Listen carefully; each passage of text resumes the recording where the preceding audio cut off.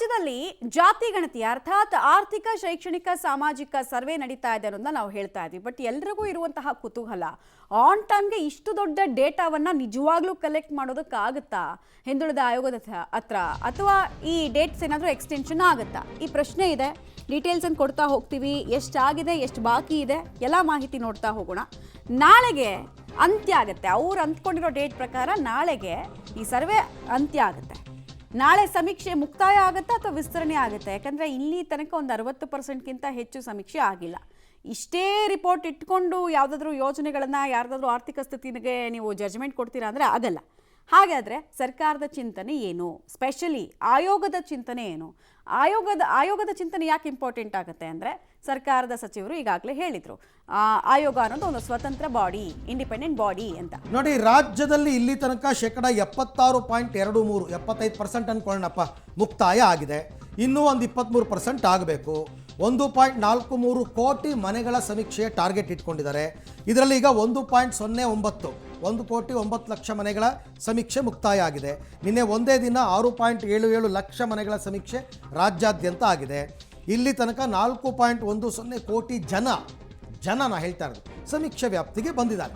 ಅಂದರೆ ಇನ್ನೂ ಕೂಡ 23% ಆಗಬೇಕು ಅಂತ ಅನ್ನೋದಾದರೆ ಒಂದು 3 ದಿನ ಎಕ್ಸ್ಟೆನ್ಷನ್ ಕೊಡಿ ಅಂತ ಮೌಖಿಕವಾಗಿ ಏನೋ ಆಯೋಗದವರು ಸರ್ಕಾರವನ್ನು ಕೇಳಿದಾರಂತೆ. ಬಟ್ ಪ್ರಾಕ್ಟಿಕಲ್ ಪ್ರಾಬ್ಲಮ್ ಇರ್ತಕ್ಕಂಥದ್ದು ಏನಂದರೆ, ನಾಳೆ ಗೌರ್ನಮೆಂಟ್ ಹಾಲಿಡೇ ಇದೆ, Valmiki Jayanti government holiday. ನಾಡಿದ್ದಿಂದ schools reopen ಆಗ್ತಾ ಇದೆ. ಬುಧವಾರದಿಂದ ಸ್ಕೂಲ್ಸ್ ರಿಓಪನ್ ಮೇಲೆ ಈ ಗಣತಿಗೆ ಅಂತ ನಿಯೋಜನೆಗೊಂಡಿರ್ತಕ್ಕಂಥ ಶಿಕ್ಷಕರು ಸ್ಕೂಲ್ಗೆ ಹೋಗಬೇಕಾ, ಸಮೀಕ್ಷೆ ಮಾಡಬೇಕಾ? ಎಕ್ಸ್ಟೆನ್ಷನ್ ಕೊಟ್ಟರೆ ಸಮೀಕ್ಷೆಗೆ ಹೋಗಬೇಕಾಗತ್ತೆ. ಏನು ಮಾಡಬೇಕು ಅನ್ನೋ ಗೊಂದಲ ಇದೆ. ಸೊ ಸಮೀಕ್ಷೆ ವಿಸ್ತರಣೆ ಆಗುತ್ತಾ? ಹಾಗಾದ್ರೆ ಈ ಪ್ರಶ್ನೆಗೆ ಉತ್ತರ ಈಗ ಬರ್ತಾ ಇದೆ ನೋಡಿ. ಆಲ್ಮೋಸ್ಟ್ ಈ ಆರ್ಥಿಕ ಶೈಕ್ಷಣಿಕ ಸಾಮಾಜಿಕ ಸಮೀಕ್ಷೆ ಏನಿದೆ ಅದು ವಿಸ್ತರಣೆ ಆಗೋದು ಬಹುತೇಕ ಡೌಟ್, ಅನುಮಾನ. ಬೆಂಗಳೂರು ನಗರ GBA ವ್ಯಾಪ್ತಿಯಲ್ಲಿ ಅಂದರೆ BBMP ವ್ಯಾಪ್ತಿಯಲ್ಲಿ ಸರ್ವೆಗೆ 2 ವಾರ ಡೆಡ್ಲೈನ್ ಅನ್ನು ಕೊಟ್ಟಿದ್ದಾರೆ.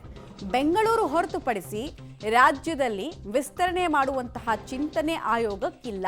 ಇವತ್ತು ಮತ್ತು ನಾಳೆ ಒಳಗೆ 100% ಸಮೀಕ್ಷೆ ಆಗುತ್ತೆ. ಟಾರ್ಗೆಟ್ ರೀಚ್ ಆಗ್ತೀವಿ ನಾವು ಅನ್ನೋ ಕಾನ್ಫಿಡೆನ್ಸ್ ಅವರದು. ಬಟ್ ಟಾರ್ಗೆಟಲ್ಲಿ ನಿಜವಾಗ್ಲೂ ಅಂದ್ಕೊಂಡಿರುವಂತಹ ನಂಬರ್ಸ್ ಸಿಗುತ್ತಾ ಅಥವಾ ಅದಕ್ಕಿಂತ ಕಡಿಮೆ ಸಿಗುತ್ತಾ? ಸಿಕ್ಕಿದ್ರೆ ಹಾಗೇನು ನಮ್ಮ ಸಮುದಾಯವನ್ನು ಕಡಿಮೆ ತೋರಿಸಿದ್ದಾರೆ ಅಂತ ಹೇಳಿ ಮತ್ತೆ ಕಾಂತರಾಜು ಆಯೋಗದ ವರದಿಯಲ್ಲಿ ಏನಾಗಿತ್ತೋ ಪ್ರಾಬ್ಲಮ್ಸು, ಅದೇ ಪ್ರಾಬ್ಲಮ್ಸ್ ರಿಪೀಟ್ ಆಗುತ್ತೆ. ಮತ್ತು ಇಷ್ಟು ಕಡಿಮೆ ಸಮಯದಲ್ಲಿ ಇಷ್ಟು ಪ್ರಶ್ನೆಗಳನ್ನು ಕೇಳಿದ್ರಾ ಅನ್ನೋದು ಪ್ರಶ್ನೆ. ಡೀಟೇಲ್ಸ್ ಕೊಡ್ತಾರೆ.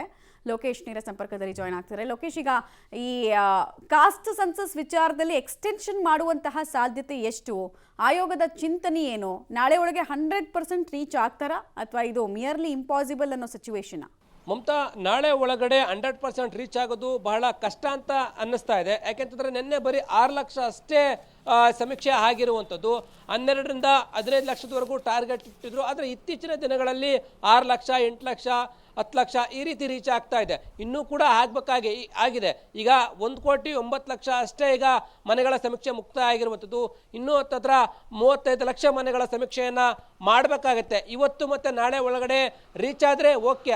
ಒಂದು ವೇಳೆ ಆಗದೆ ಹೋದರೆ ಎಕ್ಸ್ಟೆನ್ಷನ್ ಏನಾದರೂ ಮಾಡ್ತಾರ ಅನ್ನುವಂಥದ್ದು ಒಂದು ಕಡೆ ಪ್ರಶ್ನೆ ಆಗುತ್ತೆ.